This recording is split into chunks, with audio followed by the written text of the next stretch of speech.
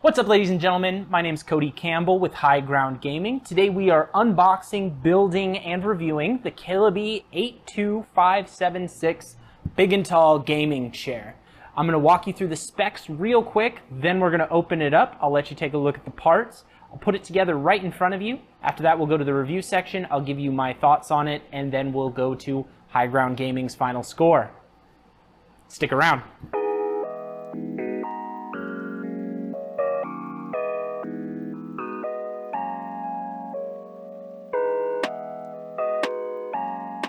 The Killabee 82576 Big and Tall Gaming Chair comes with PU leather upholstery, 90 to 175 degree incline angle.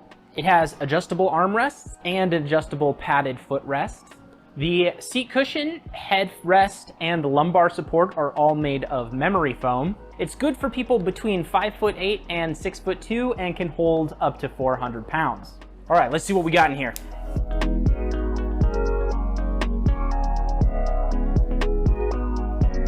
So this bit right here feels really nice. This, a little squishy, but that might be a good thing. It looks like the seat comes with the footrest pre-installed. That's nice, makes that easy.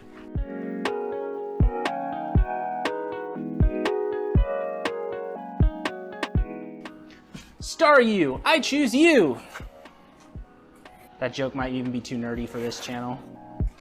Then we got a box with all the other knickknacks in it. I'm gonna go ahead and open this up, lay it all out, and we'll show you that in just a second.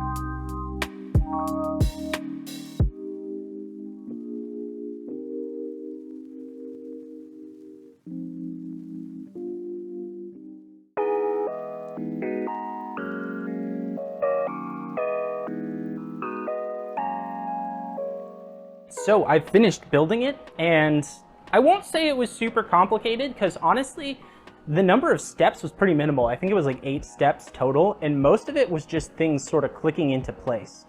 Two things that were a little tricky were attaching the back plate between the back and the seat down here. That was just a little tricky because the instructions were a little bit unclear. It wasn't very complicated at all once I figured out what I was supposed to do. The other thing was attaching the armrests. Now, under these plates, there were those 3 separate pieces. There was the piece that's supposed to go over the 2 threaded holes in the chair. Then there was the arm itself, which had to match up on 2 separate pieces. Then there was a sort of washer, and then the screws went through all 3 of those into the chair. So the trouble with that was, in the instructions, it showed that piece that goes over the threading as just sort of clicking into place. I couldn't get it to do that. It didn't want to stay on. I set them on there and it would just fall off. So it was kind of difficult balancing all of those pieces together while trying to get the screw through all of them, especially given that you have to do it in 2 places at once. But in terms of comfort, I gotta say the cushions feel pretty nice. They're not the firmest cushions around, and I am a little concerned about them maybe losing their luster over time. They are memory foam, and memory foam tends to hold its shape for a long time. They're just not super sturdy. Like, I feel like they could be packed a little tighter, at least in the arms. In the seat, it's a lot better. And in the back, it's really nice. It's really cushiony. I did discover what this is, by the way.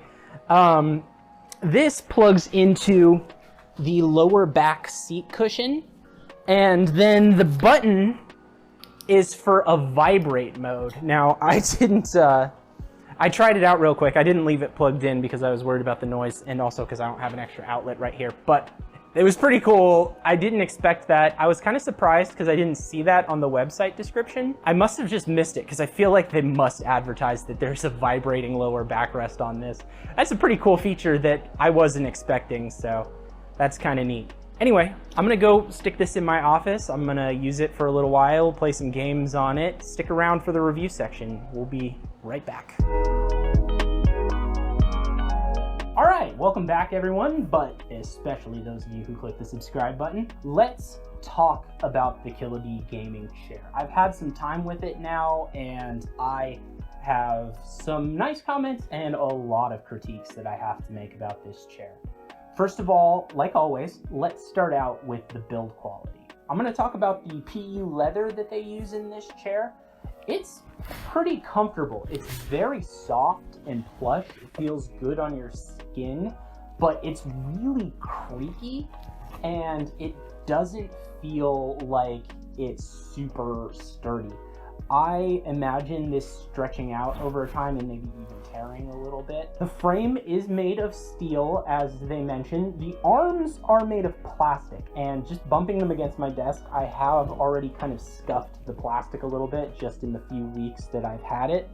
So that's not super great, but the frame itself is steel. It isn't going to bend or anything like that. And I remember the star that the casters are on, the base, is very, very heavy. You do not have to worry about that going anywhere. But I do need to say the casters themselves, the wheels on this chair, are awful. They are the worst casters I've ever used in my entire life. They're like when you go to the grocery store and there's that one cart that's been put back like 4 times because 2 of the wheels just don't want to go in the same direction as you are trying to push the cart. It's like that. This thing will not roll in a straight line. When I try and roll back, it grinds against the ground, or it'll push me in a slightly diagonal direction. These wheels go the way they want to go and not the way you want to take them. That isn't the biggest deal in the world because you can buy new casters, you can get replacements, and they're not even that expensive. You can get cheap ones for like 10 bucks, or you can get a really nice pair of the rollerblade ones, which I love. I have those on every gaming chair I ever use. And those are like $20 to $30 depending on the quality you get for those. So that's an easy upgrade and easy to replace. It just sucks that you're spending a good chunk of money on a brand new gaming chair and there's already something you pretty much have to replace, because I would not stick with these casters. If you're gonna buy this chair, I would definitely buy new casters, or at least have that in your budget. Be planning to need to replace the casters. Maybe I got a bad set, but I wouldn't want that to catch you unawares, and this is the chair that I'm testing, so that's the one I have to go with. In terms of the sizing, it's definitely big and tall. I'm 6 foot even, and it's pretty comfortable for me, and there's also definitely some room for taller or bigger people to sit in it. The cushions are pretty nice. They're very soft, and you don't really sink through them to the bottom like you do in a lot of softer cushions. You do a little bit in the armrests because they're padded. If you ever lean on them, you're going to push right through that cushion. But the seat is the really important one, and the cushion there is really nice. The back feels really nice. It does not breathe at all, but it feels good. It feels comfortable. Again, creaky as you adjust in it, but comfortable. I don't know if over time that padding would get compacted, But again, I don't test chairs for that long, so in a year's time, it may be different, but out of the box, very cushy. The adjustability on this chair it's okay. It's fine. You can go back and forward, you can recline, you can lower or raise it, and that's pretty much it. The arms go back and forth with the chair. They are not height adjustable, and they don't have that 4D rotation that some things do. The 4D I could take or leave, but height adjustment is one of my personal favorite adjustability things, and since this chair doesn't have that, that was kind of a bummer for me. But they are in a pretty comfortable place as is, and like I said, when you recline, they automatically adjust to whatever position that you're in. The footrest is a pretty common addition. About 1 in 3 gaming chairs, something like that, have it nowadays, but it is a nice touch. Some people really enjoy the footrest, and so it's worth noting that it's there for the people who want it. Tucks away nicely, so when you're not using it, or if you just never want to use it, it's never really in your way or anything like that. It doesn't slide out automatically. It's not super loosey-goosey in there. I don't think it's removable though, because it was pre-attached when we built the chair. So I think you're kind of stuck with it.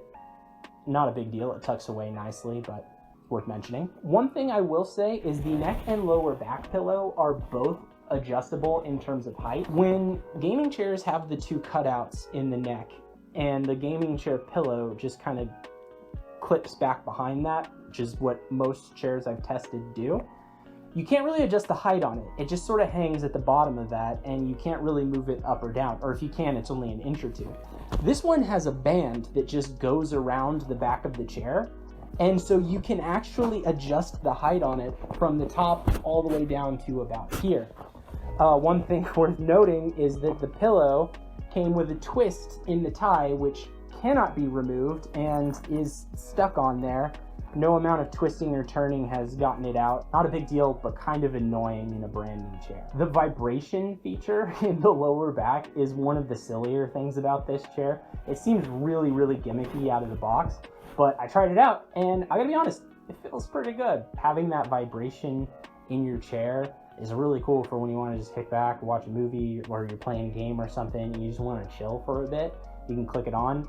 I found that it's only really fun for like increments of 5 to 10 minutes, and then it gets kind of irritating, but it does feel nice. And the cord, I kind of curled it up and tucked it away in that back protection sleeve on the lower back of the chair, and it was pretty out of the way when I wasn't using it.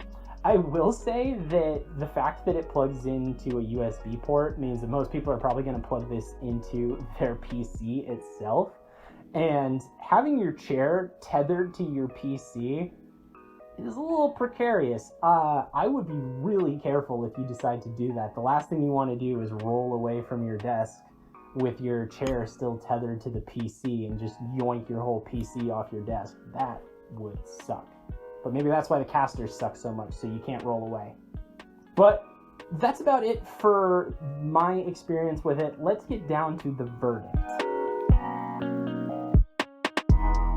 So my experience with this chair is that it is actually quite comfortable, and it has a few features like the footrest and the vibrating lower back pillow that are pretty cool, to be honest. They're features that aren't present in this price range on a lot of chairs. So getting a chair that has both of those for under $300, that's kind of a win.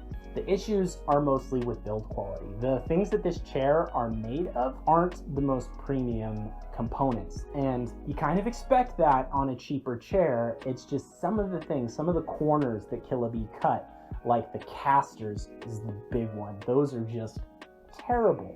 And I just feel like they're really kind of shooting themselves in the foot, because getting decent casters doesn't seem like an expensive upgrade, but it downgrades the entire experience of using the chair by so much. Every time you want to roll out of your chair to stand up and the wheels go, it just ruins your feeling for the chair. It ruins the way you feel about it. So, great in some areas, lacking in others. We gave this guy a score of 2.8 out of 5. That's kind of a low score for us. Honestly, one of the biggest fans in the world of it. If you're looking for something in this price point, there are probably better chairs out there for you to find, to be honest. The only reason to really get this chair is if you are absolutely in love with the idea of a vibrating lower backrest and you want a footrest and just a comfortable place to sit. Really wins in those three categories. Otherwise, if you're looking for quality upholstery, if you're looking for just components that'll stand the test of time, I'm not sure this is the chair for you. But that's going to do it for us today, folks. Go ahead and give us a like and subscribe if you haven't already. We've got new videos coming out all the time. I hate for you to miss them. Also, while you're at it, go ahead, drop down, leave a comment on what you think of the chair. What kind of chair are you in right now, and what kind of chair are you looking for? What features really are going to influence your buying decision? Okay, everybody. Thanks for watching. Happy gaming.